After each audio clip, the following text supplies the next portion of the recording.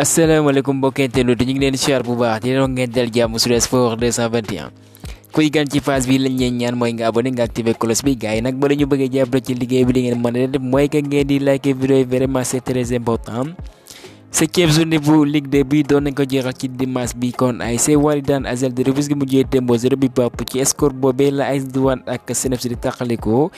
NGB def jéego bu rëy mu daan Ndiambour de Louga 1-0 kon ci classement ba nag waa ñaari tali kon ñoom ñooy première même nombre de points que Oslo FA mooy que tëdd ci suuf am nañ Kër Madior ak Demba Diop.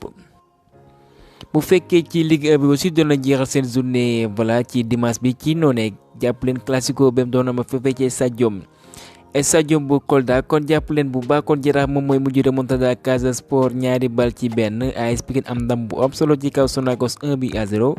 Stade Mbour Ndiambour mujjee tembo 1 partout Général Foot AS Linguère tembo aussi 0 partout et que US Ouakam moom kat am na ndam ci Guédiawaye FC ñaari bal ci dara kon ca classement ba Teungueth FC mooy leader ak 15 points deuxième bi Jaraaf ak 13 points ci suuf am na Jàmbaar ak Casa Sport bi nga xam ñu ngi ci ay jafe-jafe. CAF Awards bi nga xam ne voilà ce lundi lañ koy amal pour tabeur voilà sargal nag doomu africain yi gën a xarañ ci atum 2023 bu fa rappel trophée bi nga xam ne moom mooy voilà le plus jeune joueur jàpp leen ki nga xam ne mooy Amara Diouf ak Lamine Camara ñu ngi ci que jàpp leen ba ñoom ñaar sax kenn lañ yaakaar dina ko ci jël waaye nag ku ko ci mën di jël c'est le Sénégal qui gagne ndax pour rappel ci édition bi jàlloon ki nga mooy Pape Matar Sarr moo ko gàddu woon kon dañuy wéyale xibaar ci CAF Awards yooyu président fédération algérienne de football benn mooy Walid Sadi mu nekkat xibaar na waa CAF du teewee li nga xam ne mooy voilà CAF Awards boobee jàpp nañ ko fu fekkee Maroc li ko waral nag mooy que nee na dañuy jàppale ki mooy Riyad Mahrez ñoom jàppoon nañ ne kat waroon na bokk ci trois finalistes yi waaye CAF doxal lu ni mel lu Lionel Messi bi nga xam ne dafa dem ci académie bi am doomam fa lay jogante mu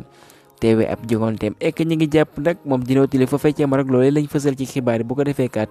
mu teewee li ngeen mooy cérémonie bi El Hadji Ousseynou Diouf aussi utile na fa ek jàpp leen bu baax ki ngeen mooy Mame Baba Thiam mi ngi continuer di lakk ci ak club am mooy Kayseri Sport ñu daan ñaari bal ci dara kon nag bi mooy 10e but pour l'attaquant de 31 ans.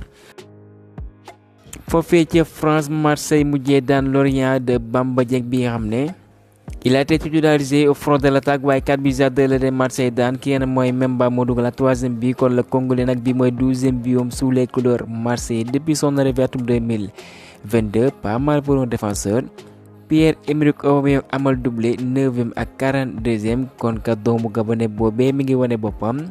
ci 4 derniers matchs am nag 7 bi mu amal 3 passes décisives. que Benjamin Mendy bi nga xam ne voilà doon na yéeg ak wàcc ci wàllum yoon ginnaaw gi voilà bañ ko tuumalaay waaye nag ñu féexal ko moom nag Lorient moo ko recruté voilà mu jëwante nag ay minutes mu njëkk kon moom jot na lakk caax ya il y a de cela 3 ans nag voilà dugalul kon voilà loolee ouf de soulagement la pour le défenseur sénégalais Ismaïla Sarr ki ngeen mooy Pape Gueye dugg nañ ci ñaareelu mi-temps bi ek loolee c'est vraiment nag une bonne chose pour l'international sénégalais bi nga xam ne mooy Pape Gueye qui retrouve voilà temps de jeu petit à petit 4 victoires de suite. Marseille bi ñooy 6e kon vraiment nag Marseille ñi ngi ci dynamique bu mucc ayib ak ki ngeen mooy 5 aussi di Gattuso Tottenham da Pape Matar Sarr ñu corrigé Newcastle 4-1 ginnaaw gi ba ñu enchaîné nag 5 matchs yi amuñu ndam Pape Matar Sarr de retour gagnant vraiment nag yéen mooy poste Google kontaan na loolu nag ci prestation bi mu wane tey face au Magpies et que jàppaleen Richarlison bi gën ngeen ko gis mu dugal enfin dugal na moom mi nga mooy doomu Brésilien bi dugal na 38e ak 60e boobee ab doublé la et que Tottenham nag ñoom nag liñ fësal ci xibaar yi na am dugal na de waaye nag voilà mën nañ jaay bu baax a baax kii nga xam ne mooy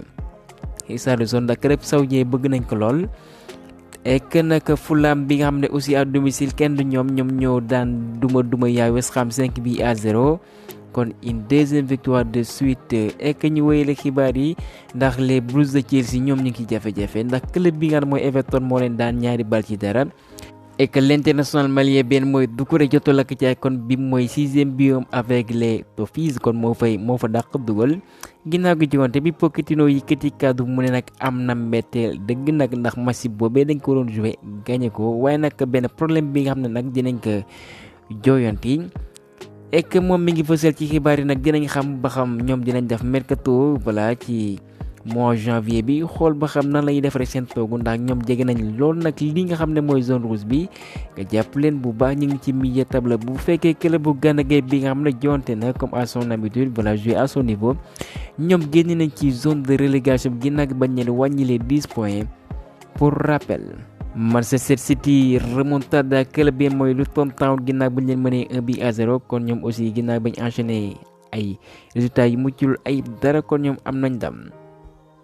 West Ham nee na ñoom kat noppi ñu jaay kenn mooy Darren Bowen doomu anglais boobee waaye nag képp ku ko bëgg nag bu fekkee ñoom na la di nga teg ci table bi 100 millions d'euros et que Chelsea la ñuy dese ni ndax ñoom nag pare nañ fay benn somme bu takku loolu waa napp lu ñu jaay ki ngeen mooy Victor Osimhen cet hiver mu renforcer ci attaque ba kon Nicolas Jackson est bien averti ndax moom fu ngay xaaree kat ñu bëri wala boog presse anglais bi ñu ngi dal ci kawam li muy dugal bëri mais c'est à l'image de son club ndax ku ci mel ni Pierre-Emerick Aubameyang jaar na fa dara doxul waaye ba mu demee actuellement foofee ca Marseille lépp mi ngi doog kon problème bi du ci joueur yi balaa nag Chelsea la ak seen absence. Ruben Neves doomu portugais boobee xam ngeen ne ma ngay doxal foofee ca Al Hilal de Kalidou Koulibaly mu ne li tax mu quitté nag foofee ca Angleterre ci championnat saoudien bi lenn dong de moo ko war a du ko nëbb mooy warum koppar. Barça ñoom nee nañ intéressé nañ signé doomu brésilien bi mooy Bruno Guimaraes. Jadon Sancho nee na Vladimir essayé na xool ba xam bu fekkee mënuñu ko jaay mu amalaat yenn relation yu mucc ayib ak kii mooy Erik ten Hag ndax kat Erik ten Hag wax na ko nag bu fekkee ci moom da dina aajo mu xoolaat comportement am dina intégré groupe am xibaar boobee Sky Germany moo ko fësal. Manchester United ak voilà dolleeku na ci club yi ci mel ni Liverpool Arsenal. ci waxtaan yam dig nañ ci João Palhinha doomu portugais boobee ñu mën ko recruter cet hiver. Antoine Griezmann jël na li ngeen mooy trophée meilleur joueur du mois en novembre foofee ca Liga ginnaaw gi ba muy wane lu mucc ayib ndax 2 buts 1 passe décisive en 3 matchs cette période kon Griezmann ngi forme bu mucc ayib clubam boobee ñoo daan Almeria ñaari bal ci benn kon les rojiblancos comme ni ñu leen di dëppale ñëw nañ à 5 points des merengues mooy ka Real de Madrid. et que nag voilà match bi doon doo ci Granada ak Atlético club match boobee dañ ko mujj dakkal ginnaaw gi kat benn supporter dafa amee arrêt cardiaque mujj fa ñàkk bakkanam. Barça kon derby bi ñu bëri doon nañ ko xaar jàpp leen bu baax derby catalan comme ni ngay waxee Girona mu def jéego bu rëy mu daan les Blaugrana de Xavi 4-2 kon jàpp leen nag Girona reprendre li nga xam ne mooy première bu Liga e-sport kon Barça nag première fois mu encaissé 4 buts à domicile en Liga depuis la défaite bi ñu amoon contre Real Betis voilà 4-2 ca atum 2018 et que nag pour la première fois de l'histoire du club de Girona remporté nañ benn match contre club bu Xavi bi que Barça bi nga xam ne ñoo abale kenn mooy Eric Garcia défenseur boobee mu wane prestation bu solide voilà devant ay naatangom daal dina ñëw pour rappel au mois de juillet. Barça ñoo ko abale et que joueur bi nga xam ne ñoom ñoo ko formé jàpp leen bu baax kat muy uyoo ci Valéry Fernandez mi nga xam ne Girona la juddoo ñu formé ko ca Masia ba atum 2011 moom aussi voilà wane na prestation bu jaay pour ainsi dire que Barça ñi nga xam ne ñoom lay formé di leen bàyyi bu jëmee ci yeneen club dañuy wane seen bopp voilà ça me donne mën nañu benn misaal comme Paris Saint-Germain naam voilà xaw nañu wute ndax Barça dafay conserver yenn ci joueurs mais bu leen libéré bu jëmee ci yeneen club dañuy wane seen bopp. Gundogan mu ne tey nag ñàkk nañ voilà nag ci wàllum défense amoon nañ problème waaye collectivement nag ñoom défendre ñu loolee moo leen gàllankoor. ki nga xam mooy Xavi mu ne nag vraiment match équipe bi équilibré woon na dañoo ñàkk dong ci ay détails. Dybala mu jot leen ba trophée meilleur joueur du mois en Serie A et que clubam boobee Timbo Fiorentina 1 but partout. Lukaku joto lakkati caax yi ak kenn mooy Martinez égalisé à 66e minute. les hommes de José Mourinho voilà ñoom dañoo terminé match bi à 9 ginnaaw ba ñu exclure kenn mooy Zalewski ak kenn mooy Lukaku et que la Roma de Mourinho ñoom kat